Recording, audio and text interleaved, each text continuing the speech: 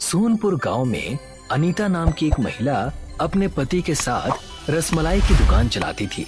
अनीता की दुकान की रसमलाई दूर दूर तक प्रसिद्ध थी, मगर अनीता और उसका पति विमलेश दोनों एक नंबर के क्रूर स्वभाव के थे।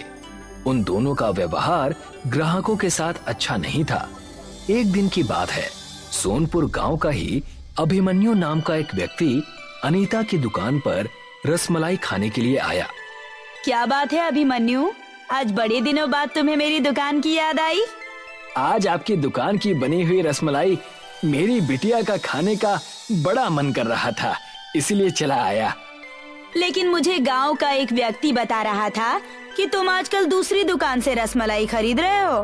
आप जिस दुकान की बात कर रही हैं, वो दुकान तो मोहन चाचा की है। उन्होंने अपनी दुकान पर जबरदस्ती मुझे रोक लिया था, तो मैं मजबूरी में उनकी दुकान पर रुक गया था। तुम्हें क्या लगता है अभिमन्यु, मैं कोई बेवकूफ हूँ? अरे सीधे सीधे ये क्यों नहीं कहते कि पिछली बार तुम 50 रुपए उधार करके मेरी दुकान से चले गए थे, उसके बाद तुम यहाँ नजर ही नहीं आए। आज भी तुम मुझसे नजर बचाकर यहाँ से निकलने की कोशिश कर रहे थे ताकि तुम्हें 50 रुपए ना देने पड़े। अनीता की बात सुनकर आसपास के ग्राहक अभिमन्यु को गौर से देखने लगे। देखिए अनीता जी, मैं आपका और आपके पति का सम्मान करता हूँ, लेकिन इसका मतलब ये नहीं कि आप सरेआम ग्राहकों के सामने मेरा अपमान करें। माना कि मैं गरीब व्यक्ति हूँ, लेकिन इतना भी गया गुजरा नहीं हूँ कि आपके 50 रुपए भी ना दे सकूं। अनीता का पति विमलेश क्रोधित होकर बोला, कितनी बार कहा है मैंने तुम्हें कि गरीबों को अपनी दुकान पर मत चढ़ने दिया करो। पैसे देने के नाम पर ये हमें धमका रहा है। ये बिल्कुल गलत बात है विमलेश चाचा, मैंने कोई धमकी नहीं दी और ना ही मैंने पैसे देने से इनकार किया है। मैंने तो बस इतना कहा कि अनीता जी को मेरा इस तरह से अपमान करने का कोई अधिकार नहीं है। पहले अपना सम्मान तो बना लो। सारा गांव जानता है कि तुम एक मजदूर हो। महीने में 15 दिन तुम्हें काम मिलता है, तो तुम्हारे घर का चूल्हा चलता है। अब सीधे से 50 रुपए निकालो और यहाँ से दफा हो जाओ। अभिमन्यु अपनी जेब टटोलने लगा, मगर कुछ ही देर में अभिमन्यु के माथे से पसीने की बूंदें टपकने लगी। देखा भाई लोगों, इसके पास एक फूटी कौड़ी भी नहीं थी, तब ये मान सम्मान की बातें कर रहा था। और गांव के लोग हम दोनों पति पत्नी को बोलते हैं कि हमारा स्वभाव अच्छा नहीं है। मेरी बात का विश्वास कीजिए, मुझे अच्छी तरह से याद है कि मैंने अपनी जेब में 100 रुपए रखे थे और सोचा था कि 50 रुपए की 2 रसमलाई बिटिया के लिए खरीद लूंगा और 50 रुपए पिछली उधारी के अनीता जी को चुका दूंगा। अरे अगर ऐसी बात है तो फिर पैसे कहाँ गए? सच तो ये है कि तू झूठ बोल रहा है, तेरे पास तो पैसे थे ही नहीं। मुझे लगता है अनीता, अभिमन्यु के पास पैसे हैं, लेकिन ये हम लोगों को देना नहीं चाहता, या फिर ये फिर से हम दोनों को मूर्ख बनाकर यहाँ से चले जाना चाहता है। ऐसा नहीं है विमलेश चाचा, आप तो मुझे जानते हैं, मैं तो इसी गांव का व्यक्ति हूँ। तुम्हें जानता हूँ इसीलिए तो ऐसा बोल रहा हूँ। मैं अच्छी तरह से जानता हूँ कि तुम्हारे जैसे गरीब व्यक्ति दूसरों की दुकान पर चटकारे लेकर उन्हें मूर्ख बनाकर कैसे भाग जाते हैं, लेकिन मेरे पास इस समस्या का एक हल है। अभी मैं तुम्हारी जेबों की तलाशी लेता हूँ। इतना कहकर विमलेश अभिमन्यु की जेब में हाथ डालने लगा, मगर कुछ ही सेकंड में विमलेश के हाथ में अभिमन्यु की जेब से निकला हुआ 100 रुपए का नोट था। देखा तुम लोगों ने, गांव के लोग हम दोनों के स्वभाव को क्रूर कहते हैं। देखो इसकी करतूत, 100 रुपए इसकी जेब में रखे हैं और कैसे एक्टिंग कर रहा था कि मेरे पास एक फूटी कौड़ी भी नहीं है। लेकिन मेरी बात का विश्वास कीजिए, मैंने जब अपनी जेब में हाथ डाला तो उसमें पैसे नहीं थे। बस बस, बहुत हो गया। आज के बाद मेरी दुकान पर कभी मत चढ़ना। इतना कहकर विमलेश और अनीता ने अभिमन्यु को काफी अपमानित किया और धक्के देकर अपनी दुकान से बाहर निकाल दिया। अभिमन्यु आंखों में आंसू लिए अपने घर पर आ गया, पर उसकी बेटी कजरी अभिमन्यु का ही इंतजार कर रही थी। पिताजी, मैं आपका कितनी देर से इंतजार कर रही थी, लेकिन आप तो खाली हाथ है। मेरी रसमलाई कहाँ गई? कजरी की बात सुनकर अभिमन्यु की आंखों में आंसू आ गए। आज मैं तुम्हारी रसमलाई नहीं ला पाया बिटिया। कजरी रोती हुई वहां से चली गई। अभिमन्यु आंखों में आंसू लिए अपनी बेटी को देखता रहा कि तभी उसकी पत्नी राधिका वहां पर आ गई। कजरी आपका बहुत देर से इंतजार कर रही थी, आपने तो उसका दिल ही तोड़ दिया। अपनी पत्नी की बात सुनकर अभिमन्यु को बहुत बुरा लगा। क्या हुआ जी, आप रो क्यों रहे हैं? सब कुछ ठीक तो है ना? कहीं आपका किसी से कोई झगड़ा वगैरह तो नहीं हुआ ना? अभिमन्यु नम आंखों से सारी घटना राधिका को बताने लगा। इसमें गलती आपकी नहीं है। उन दोनों पति पत्नी के स्वभाव को कौन नहीं जानता, और मैंने तो आपको मना किया था। भला उसकी दुकान की रसमलाई खरीदने की क्या जरूरत है? मुझे भी उनकी दुकान की रसमलाई खरीदने का कोई शौक नहीं था। बस कजरी बिटिया को अनीता की दुकान की रसमलाई पसंद थी, इसी कारण मैं उनकी दुकान पर चला जाता था। मगर आज उन दोनों ने मुझे बहुत अपमानित किया। चलिए छोड़िए, भूल जाइए अब इन बातों को। हम गरीब लोग हैं, उनका मुकाबला नहीं कर सकते। इस बात को अपने दिल से निकाल दीजिए। आप बैठ जाइए, मैं आपके लिए भोजन लगा देती हूँ। अभिमन्यु ने उस रात भोजन नहीं किया। अगले दिन जब अभिमन्यु काम पर गया, गांव का ठेकेदार जिसके यहाँ पर अभिमन्यु इस समय काम कर रहा था, उसने मजाक उड़ाते हुए अभिमन्यु से कहा, अभिमन्यु, मुझे तुमसे ऐसी उम्मीद नहीं थी। मैंने तो तुम्हें बहुत भला व्यक्ति समझा था, लेकिन तुम तो मामूली चोर निकले। ये कैसी बातें कर रहे हैं आप? मैंने क्या कर दिया? अरे कल की घटना किसे नहीं मालूम? तुमने किस तरह से अनीता और विमलेश चाचा को मूर्ख बनाने की कोशिश की। तुम्हारे जेब में 100 रुपए थे, मगर तुमने जानबूझकर 100 रुपए नहीं दिए। भाई, तुम्हारा क्या भरोसा? कल को तुम मेरी भी दुकान पर चोरी कर सकते हो। अब मैं तुम्हें काम पर नहीं रख सकता। बल्ली ने अभिमन्यु को काम से निकाल दिया।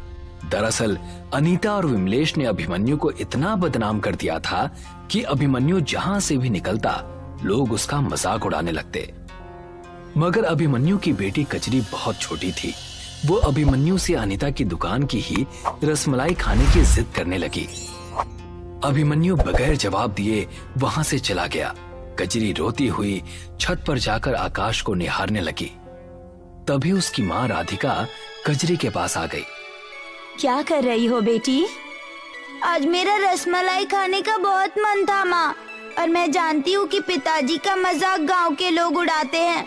मुझे माफ कर देना माँ, अब मैं कभी पिताजी से रसमलाई नहीं मांगूंगी। तभी अचानक कजरी को आसमान से टूटा हुआ तारा दिखाई दिया। काश ऐसा होता माँ कि इस टूटे हुए तारे से ही हमारे घर में रसमलाई का ढेर लग जाता। कजरी ने इतना कहा ही था कि तभी आसमान रंग बिरंगे किरणों से नहा उठा और देखते ही देखते सैकड़ों तारे टूटने लगे। ये देखकर राधिका बुरी तरह से घबरा गई। मगर कुछ देर में वो टूटे हुए तारे आसमान से सीधे राधिका के घर की छत पर आकर रसमलाई के रूप में गिर गए। ये देखकर कजरी बहुत खुश हो गई, मगर राधिका बुरी तरह से डर गई। कजरी उन टूटे हुए तारों की रसमलाई खाने लगी। उसे मत खाओ बेटी, पता नहीं वो क्या है। राधिका ने इतना कहा ही था कि तभी एक टूटा हुआ तारा दोबारा जमीन पर गिरा। पुरुष तारे ने एक बेहद सुंदर पुरुष का रूप धारण कर लिया। अभिमन्यु चुपके से ये सब देख रहा था। वो तुरंत ऊपर आ गया। वो सुंदर पुरुष अभिमन्यु की ओर देखकर बोला, घबराओ मत अभिमन्यु, मैं एक जादुई तारा हूं और तुम सबकी मदद करने आया हूं। लेकिन हम कैसे विश्वास कर ले कि तुम एक जादुई तारे हो? जब कल तुम्हारा सरेआम अपमान हो रहा था, तब मैं इस बात को जानता था कि अनीता और विमलेश ने जानबूझकर तुम्हारा अपमान किया था। हमारे जादुई तारों में रहने वाले लोग रसमलाई को बहुत पसंद करते हैं। तुम्हारा अपमान हमारा अपमान है। आज के बाद पृथ्वी पर जादुई तारों की बनी हुई रसमलाई बिका करेगी और उसे तुम बेचोगे। ये मेरा आदेश है। इतना कहकर वो पुरुष वहां से गायब हो गया और सैकड़ों तारे अभिमन्यु के घर पर गिरने लगे। देखते ही देखते अभिमन्यु का घर रसमलाइयों के ढेर से भर गया। अगले दिन अभिमन्यु अपने घर के सामने उस रसमलाई को रखकर बेचने लगा। अभिमन्यु के घर पर कुछ ग्राहक अभिमन्यु के पास आकर बोले, ये क्या है? ये रसमलाई है भैया। ठीक है, एक दे दीजिए। उस ग्राहक ने जैसे ही एक रसमलाई खाई तो उस रसमलाई को खाते ही वो आनंदित हो उठा। मैंने दुनिया की हर दुकान की रसमलाई खाई है, मगर ऐसी रसमलाई मैंने कभी जीवन में नहीं खाई। कुछ ही दिनों में अभिमन्यु के घर पर गांव के लोगों की और बहुत सारे लोगों की रसमलाई खरीदने की भीड़ लगने लगी। अभिमन्यु ने कुछ ही महीने में बाजार से बहुत बड़ी दुकान खरीदकर उन रसमलाइयों को बेचने लगा। और ये बात विमलेश और अनीता को बिल्कुल पसंद नहीं आई।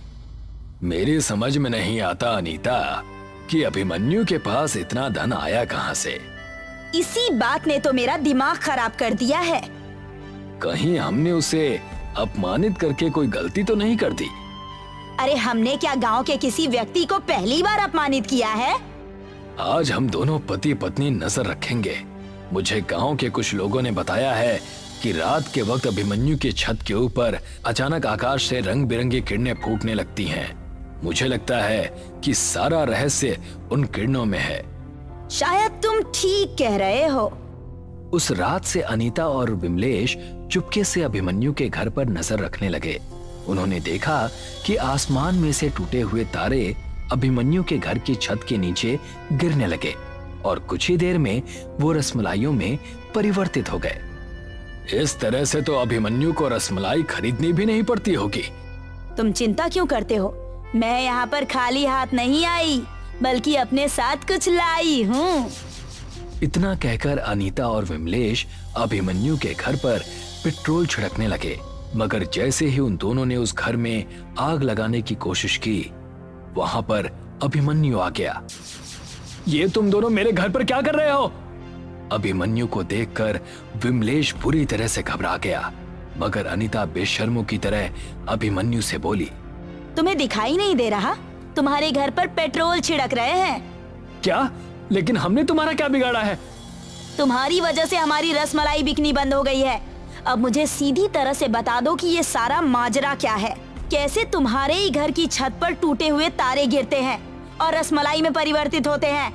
नहीं, वो मैं तुम्हें नहीं बता सकता। तभी राधिका और कजरी वहां पर आ गए। अभिमन्यु, ये दोनों यहाँ क्या कर रहे हैं? तुम्हें पता है, ये दोनों हम दोनों के घर को आग लगा रहे थे। तुम दोनों को शर्म नहीं आती ये घटिया हरकत करते हुए? तो अब तुम दोनों की औकात इतनी बढ़ गई है कि तुम मुझसे सवाल करोगी? हाँ? अचानक आसमान से रंग बिरंगी किरणें अनीता, विमलेश, अभिमन्यु, राधिका और कजरी के ऊपर फूट पड़ी और देखते ही देखते वो गायब हो गए। कुछ ही क्षणों में उनने स्वयं को एक अजीब सी दुनिया में पाया, जहां पर बहुत से तारे जगमगा रहे थे। बहुत से तारे टूटकर नीचे गिर रहे थे, मगर जैसे ही एक तारा टूटता वो रसमलाई में परिवर्तित हो जाता। ये देखकर सभी लोग हैरान रह गए। तभी अचानक वही पुरुष सुनहरी किरणों के साथ वहां पर अचानक आ गया। उस पुरुष को देखकर अनीता और विमलेश बुरी तरह से घबरा गए।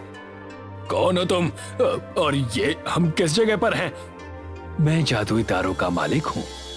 हमारी दुनिया में भोजन के रूप में रसमलाई ही होती है और हम अपने ग्राहकों का बहुत सम्मान करते हैं, और जो ग्राहकों का अपमान करता है हम उसे दंडित करते हैं। तुम दोनों काफी वर्षों से अपने गांव में ग्राहकों के साथ अपमानजनक व्यवहार कर रहे हो। तुम्हें इसका दंड अवश्य मिलेगा, और वो दंड ये है कि तुम आजीवन इस जादुई तारों के कारागार में रहोगे और कभी भी अपनी दुनिया में वापस नहीं जा पाओगे। अनीता और विमलेश ने स्वयं को एक कारागार में बंद पाया। ये मेरी दुनिया है। जब तक तुम्हारी मर्जी हो तुम यहाँ पर रहना, और जब तुम जाना चाहो बस अपनी आंखें बंद करके अपने घर को याद कर लेना, तुम घर पहुंच जाओगे। अभिमन्यु अपने परिवार के साथ काफी दिन उस जादुई तारों में रहा और कुछ दिनों बाद अभिमन्यु पृथ्वी पर लौट आया। अभिमन्यु आज भी टूटे हुए तारों से बनी हुई रसमलाई बेचता है